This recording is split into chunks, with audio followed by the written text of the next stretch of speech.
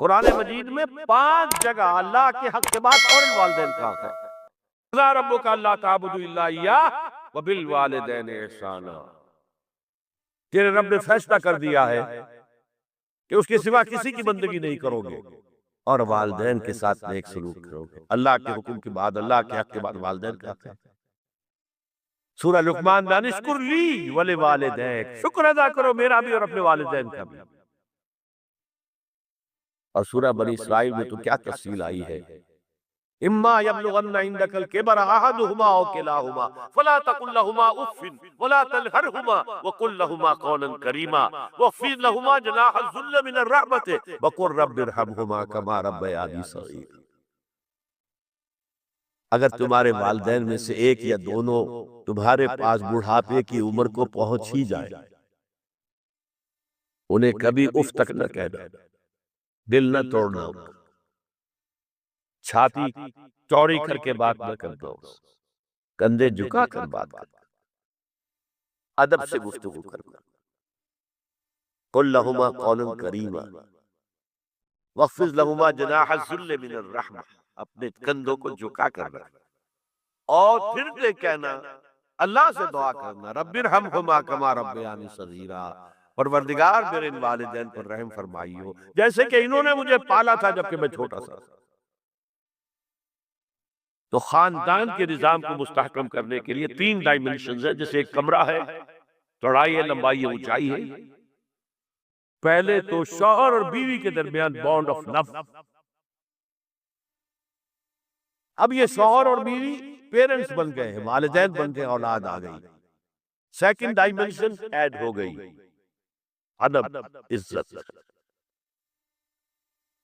اور بہن بھائی ہے اخوت، جس کو کہ وہ کہہ رہا ہے جی ویلز بھی فریٹرنٹی، خاندان کا ادارہ مستحکم۔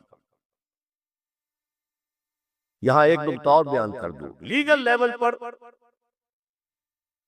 بیوی کے حقوق کم ہیں شوہر کے زیادہ، الرجال قوامون علی النساء، سیدھی سیدھی بات ہے، اور ہمیں ڈٹ کر کہنا چاہیے، اس سے زیادہ معقول بات کوئی نہیں۔ کسی ادارے کے 2 سربراہ برابر کے اختیارات والے نہیں ہو سکتے، لیکن اخلاقی طور پر جو ماں کا حصہ ہے، باپ کا حصہ اس سے 1/3 ہے۔ قرآن مجید میں آیا ہے نا، حملتہ امہ وہنا علی وہن وفصالہ فی عامین ان اشکر لی ولوالدیک، اسے اٹھائے رکھا اس کی ماں نے اپنے پیٹ میں، کمزوری پر کمزوری جھیل، کمزوری تو ہو رہی ہے، اس کا خون چوس رہا ہے، اندر جھوک جو ہے وہ چوس رہی ہے خون اس کا،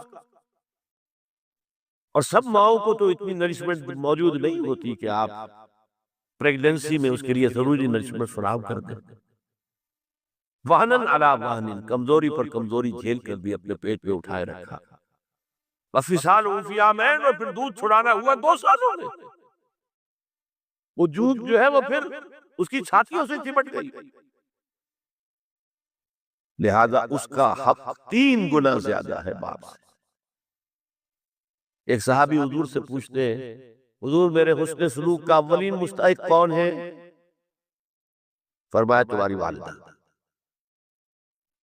پھر پوچھا ان کے بعد کون؟ پھر کہا تمہاری والدہ۔ پھر پوچھا ان کے بعد کون؟ پھر کہا تمہاری والدہ۔ پھر پوچھا ان کے بعد کون؟ تو کہا تمہارے والد۔